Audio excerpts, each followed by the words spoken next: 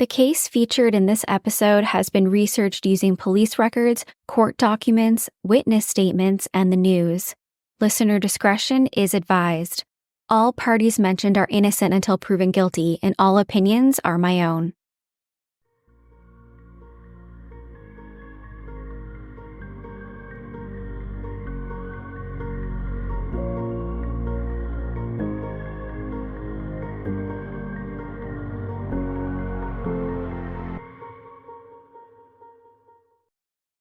Hey everyone, my name is Nikki Young, and this is Serial Napper, the true crime podcast for naps. I'm back with another true crime story to lull you to sleep, or perhaps to give you nightmares. In the summer of 1999, two young women were stolen from their small town in Alabama. Two lives cut tragically short, leaving behind nothing but questions. J.B. Beasley, just 17 years old, was celebrating her birthday when she and her best friend, Tracie Hawlett, disappeared without a trace. Hours later, their bodies were found, brutally murdered and left in the trunk of their car parked on a quiet road in Ozark. The scene was gruesome. Their bodies showed signs of a violent struggle, scratches, mud, and evidence that they had been dragged through the underbrush. The car was found in a location that didn't match the crime. It was clear that the murder had happened somewhere else, far from where they were left. For nearly 2 decades, the case went cold. Rumors swirled. Speculations ran wild. Some whispered of a cover-up. Others feared that the killer was still out there, walking free. The investigation was stagnant, leaving the community haunted by the unsolved murders of the two young girls. Did the killer live amongst them?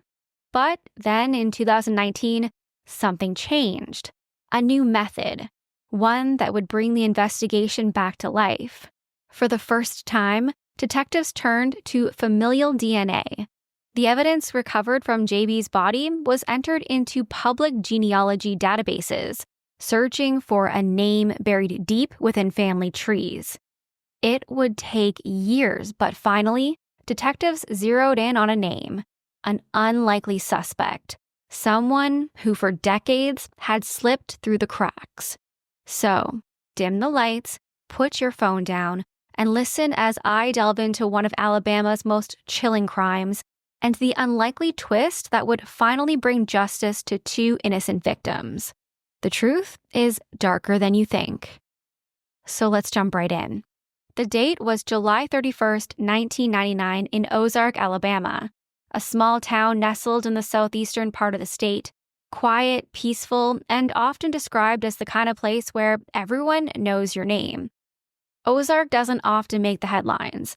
It's a town with a population of just under 15,000 people, small enough that it feels like home to those who live there, but just big enough to enjoy the perks of a larger community.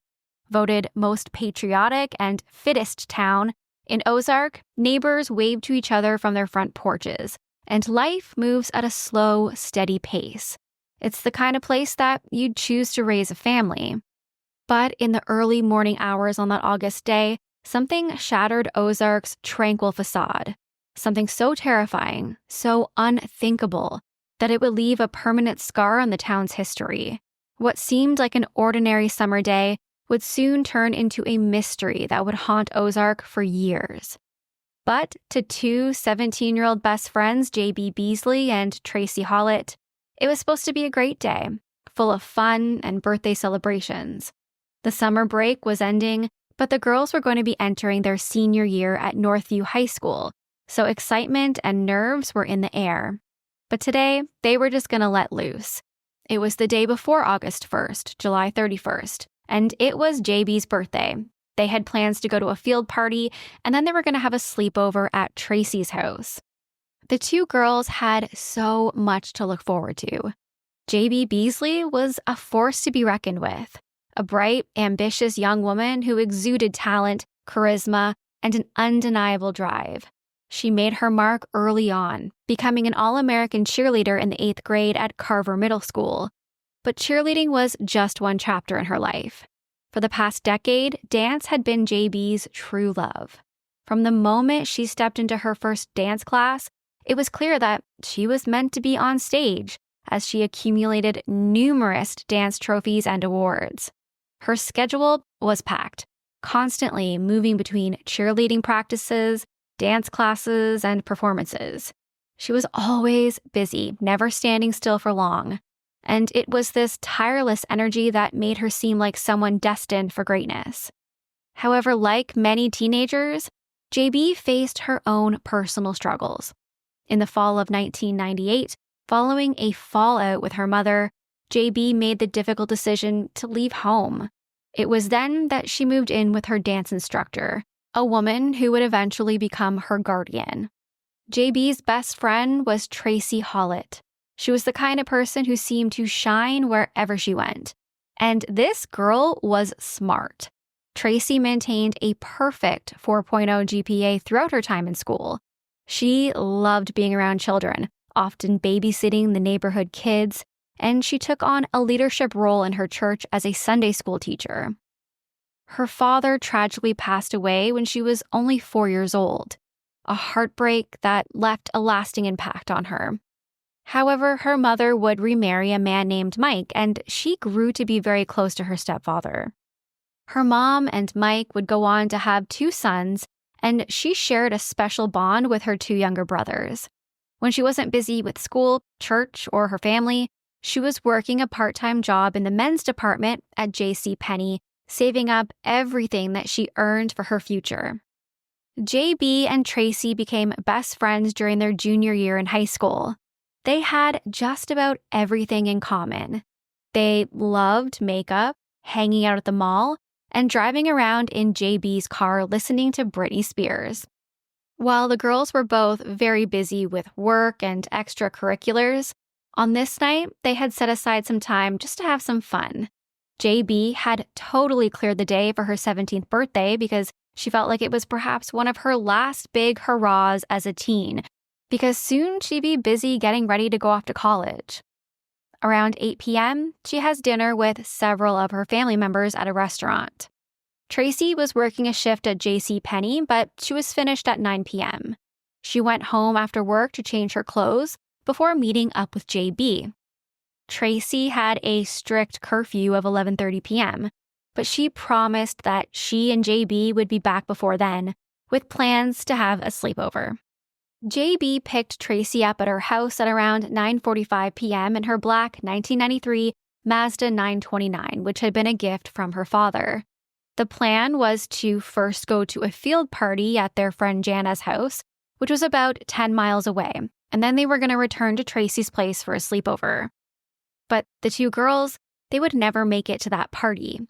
At around 10:30 p.m., they were seen stopping at an HB gas station on the way to the party and using a payphone to call some of their friends.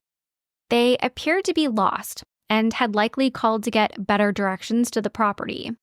Now, this is the country. There aren't a lot of streetlights, and it is dark. They're probably following directions that they've scribbled down on a piece of paper. It's 1999, so they don't have a cell phone with GPS. About an hour later, around 11:30 p.m., it's Tracie's curfew time, but she's still not home. Instead, the girl stopped at a convenience store/gas station about 20 miles away, where they asked a woman and her daughter for directions. This woman would later say that the girls appeared to be fine.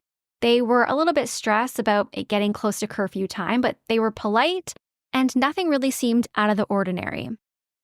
Tracie calls her mother from another payphone. She tells her mom that they got turned around and they never made it to the party. But she says not to worry, they've figured out where they are and they're on their way back home now. They should be back in a little bit. Her mom, Carol, would later say, quote, "Nothing was wrong in Tracie's voice. It was, 'Mom, I love you, be home soon.'" Now, I know that there are a lot of downfalls with being so connected to technology all the time, but this is one of those instances where I'm so thankful that we all have cell phones with maps in them now. It makes me feel a whole lot better as a parent, having children who are going to be going to hang out with their friends once they're a little bit older. They're young now, but they're going to be teens someday. They're going to want to go out on their own, go to parties, and I don't have to wait for them to call me from a payphone. I can call them on their cell phone and make sure that they're okay.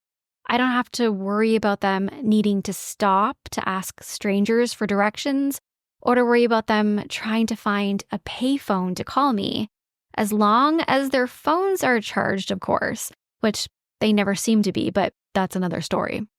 Tracie and JB were last seen pulling out of the parking lot of this convenience store and heading in the direction of home, but they would never be seen alive again. The following morning, it's just before 5 a.m. when Tracie's mother, Carol, wakes up. She was exhausted after working a double shift as a nurse at a nursing home the night prior, but it was her motherly instincts that told her body to wake up. Something was not right. Her daughter, Tracie, and her best friend, JB, should be sleeping soundly in the living room after returning from their missed party, but they aren't there. It's every mother's worst nightmare. Tracie had not come home, and this was not like her. Carol would later say, "Tracie's never late." And in that moment, a sick feeling gripped her. Something wasn't right. She knew that something beyond Tracie's control was keeping her from getting home. Carol woke up her husband, Mike, who immediately got into his car and began driving around looking for the girls. Maybe they had gotten into an accident and their car was in the ditch somewhere. Carol called JB's guardian to see if maybe they had decided to crash there instead, but no dice, the girls weren't there. Next, she called around to different hospitals to see if maybe they had ended up there, but they had not. At around 8 a.m. that morning, she calls the police to report them missing. Officers began searching, assuming that it may have been a car accident or some other kind of mishap. They put out a bolo for the car and the two girls. But the truth was something far more sinister. Something was already waiting to be uncovered. Meanwhile, just miles away in Ozark, the investigation was unfolding at an alarming pace. At almost exactly the same time that Carol made her call to their local police, Ozark police were making a chilling discovery. Around 8 a.m., officers found JB's Mazda 929 parked along Herring Avenue, which was a residential street not too far from where the girls had last been seen. But this wasn't just any street. This stretch of Herring Avenue where the car was found was eerily secluded by dense woods on both sides of the road. In the daylight, it was still dark, but it was almost pitch black at night. And the car, it was less than a mile away from the payphone that Tracie had used to call her mother. This was a grim connection that would send the investigation into a chilling new direction. There were no signs of forced entry on the car, no obvious signs of a struggle. The driver's side window was down and the car was unlocked, as if whoever had parked it had simply stepped away and forgotten to lock the doors behind them. But the girls, they were nowhere to be found, so where were they? Inside the car, everything seemed untouched. Both purses were there, sitting on the seats, wallets still inside, and money still in the wallets, so robbery was pretty much out of the question. Tracie's house keys sat on the passenger side. It was as if the girls had just disappeared. Everything was accounted for, except for one thing, the car keys. There was something deeply unsettling about it all. It didn't look like a robbery gone wrong or a carjacking. There were no skid marks, no dents on the vehicle, no evidence of a car crash or a struggle. The car clearly hadn't been forced off the road. It simply seemed to have been abandoned. As investigators examined the vehicle more closely, things grew even stranger. Though there was no damage, the car was covered in mud, the kind of mud that you'd expect after a long drive through wet, rough terrain. But the most curious detail? The fuel gauge. The car was almost empty, despite having been filled just the day before. It didn't make any sense. The car appeared undisturbed, almost as if the girls had just walked away, leaving everything behind. But where had they gone? And why leave without their belongings? Without a word to anyone? Ozark police, desperate for answers, reached out to local authorities in Dothan, the town where Tracie Hawlett and J.B. Beasley had lived. They had news. The car had been found, but there was still no trace of the girls. It wasn't much to go on, and for their families, it was the worst kind of waiting. As the hours stretched on, Dothan police sent an investigator to the scene. The plan was to have the car towed back for further examination. But as the investigator stood by the car, waiting for the tow truck to arrive, something kind of caught his eye. The trunk of JB's Mazda was locked, technically, except it wasn't. Using an inside lever, he was able to open it without needing the missing car keys. 6 hours had passed since the car had been found, and as the investigator opened that trunk, everything would change. Inside the trunk were J.B. Beasley and Tracie Hawlett, lying there cold and lifeless. Both of them had been shot execution style. Their hands were still up by their faces as if they were trying to shield themselves from the bullet. They were both fully clothed, but they were covered in mud, particularly from the knee down. Their pants were still wet, meaning they were likely kneeling down on the ground in the mud at some point before being killed. The surrounding area where the car was found didn't have any mud, yet the vehicle and their bodies did. This led the police to determine that the girls had been killed in a different location than where the car had been found. Then they had been placed in the trunk and moved. JB had been shot once in the cheek, while Tracie had been shot once in the temple. A single 9mm shell casing was recovered from the trunk.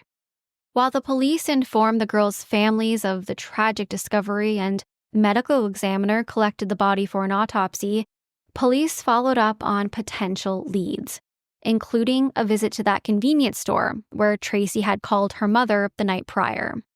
They were in luck. The store had security cameras, but they weren't the most advanced. It's one of those cameras that takes a still picture about every 3 seconds or so. It isn't a rolling video footage. When investigators pull the still photos, they see JB and Tracie at the payphone at around 11:30 p.m. the night prior making that phone call. But there's something else that's caught. A white Toyota pickup, which appears to just be sitting at the gas pump.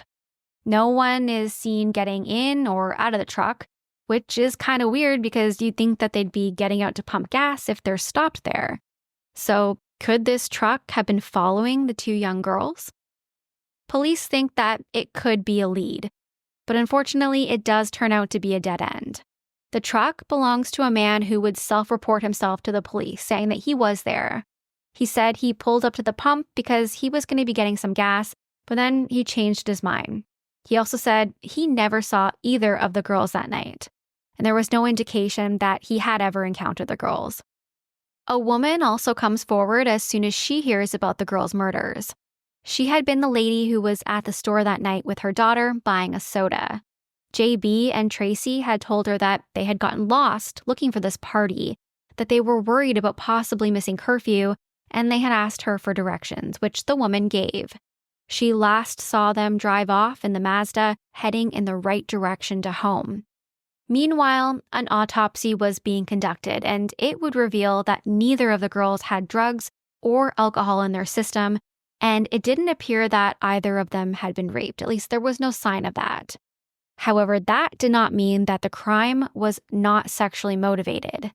Shockingly, there was semen found on JB's bra and her underwear. The key to finding the killer could be in the DNA, but when the sample is run through the police database, CODIS, there's no match. The community at this point is just terrified. Both Ozark, where the car and bodies had been found, and Dothan, where the girls had lived. People wondered if there could be a serial killer on the loose, if it could be someone who lived amongst them, someone who they passed on the street, someone who they interacted with on a daily basis. And there was someone local who was talking an awful lot about the murders. A 28-year-old mechanic named Johnny William Barentine. He had confided in several people, telling them that he knew who had killed JB and Tracie. When he learned of a $50,000 reward being offered for information related to the case, he went right to the police. Johnny sat down with investigators for a 4-hour videotaped interview, and Johnny was about to say a whole lot. He offered up not one, but 6 different stories about what had happened the night that the girls were killed. It started with an odd claim. Johnny told investigators that on the night of the murders, he had seen a black truck speeding away from the area where the girls' bodies were eventually found. As the interview went on, his story began to shift. He told police that he'd picked up a tattooed man that he didn't know, someone he'd allegedly given a ride to that night. He said that they drove past the convenience store when the man pointed out 2 girls, who Johnny claimed were JB and Tracie. They were getting into their car. The tattoo man asked Johnny to follow them. They ended up on Herring Avenue, where the Mazda would later be found. According to Johnny, this tattooed man got the girls out of their car, and then he said he heard 2 gunshots. The man returned to Johnny's car, and Johnny drove him away from the scene. Then he claimed to have gone home. And there you have it, a confession of what happened. Case closed, right? Not even slightly. As the hours passed, Johnny's story kept changing. The details grew murkier. In another version, he admitted that the man he picked up wasn't a stranger after all. It was actually his neighbor who lived close to where the bodies had been discovered. Ozark police arrested Johnny on the spot, charging him with 2 counts of capital murder. He was now their prime suspect. But as investigators began to dig deeper, they quickly realized that something just wasn't adding up.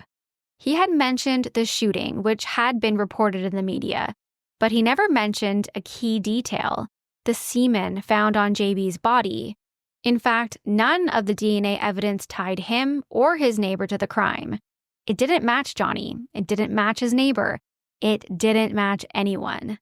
And the neighbor he implicated, he also had a solid alibi for the night of the murders. So why did Johnny make up such a bizarre and conflicting story? As it would turn out, he was hoping to cash in on the reward money. He didn't really think that they would look at him as the killer. He would later say that the police tricked him into telling this story. Because of a total lack of evidence actually connecting him to the murders, a grand jury would decline to indict him on murder charges. It was another dead-end lead. And the community was frustrated at what they felt like was shoddy police work. Why weren't they getting this case solved? There were whispers of negligence, like why did it take them so long to finally open the trunk of the car and find the bodies? That was time wasted. Allegedly, the crime scene may have also been contaminated when officers didn't wear gloves while collecting certain pieces of evidence. The girls' families went on shows like Maury and America's Most Wanted, really any media program willing to help shine a spotlight on their daughter's unsolved murder case. It felt like they were at a dead end, without being able to identify that DNA that was found on JB, or without someone coming forward with new information. It felt like this case would never be solved. There were several other suspects to come up as the years passed, and the police tried to track down every lead that came in. One suspect was a man from Michigan who had attended a party the night of the murders near where the vehicle had ultimately been found abandoned. Allegedly, he had made several suspicious statements to friends, though what he has said has never been revealed, and he couldn't account for several hours of his time the night of the murders. He also left town shortly after the bodies were found, which made police very suspicious. However, his DNA, again, it didn't match the sample. They really had nothing to pursue charges. The case would go cold for 2 decades. And then something huge in the world of true crime happened in 2018.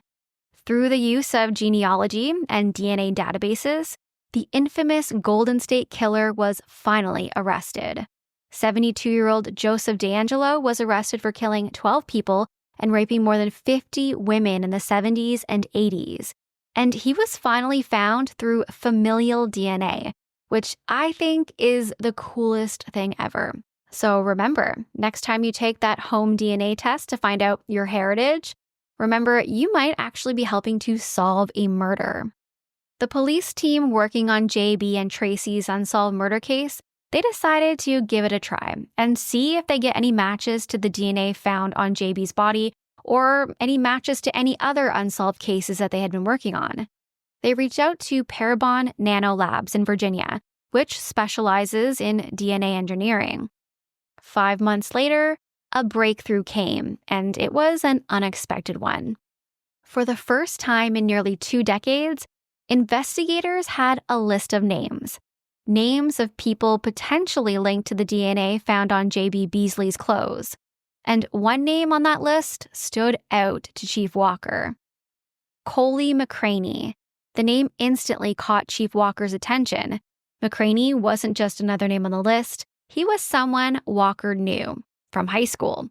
Walker remembered him well, smart, athletic, and always involved in sports. They had actually played basketball together.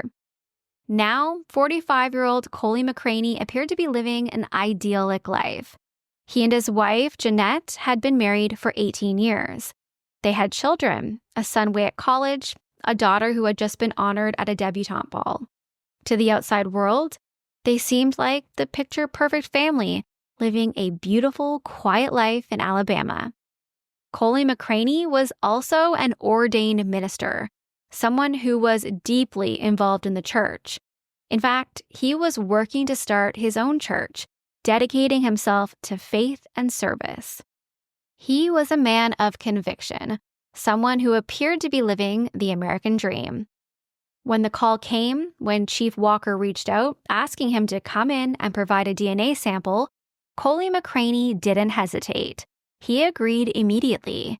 He told Chief Walker he had nothing to hide. In that moment, Coley McCraney may have thought that he was just complying with a routine request, nothing more than a formality. But his DNA sample was more than just another step in a cold case.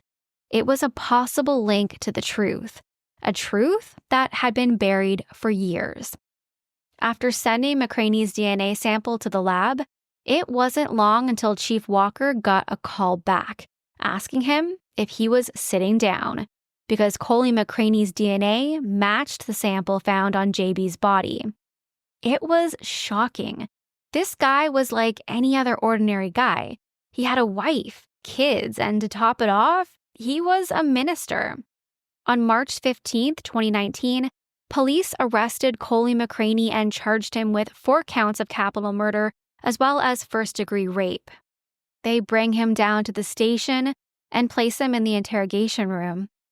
McCraney says that, yeah, he's familiar with the 2 girls' murders. I mean, how could he not be?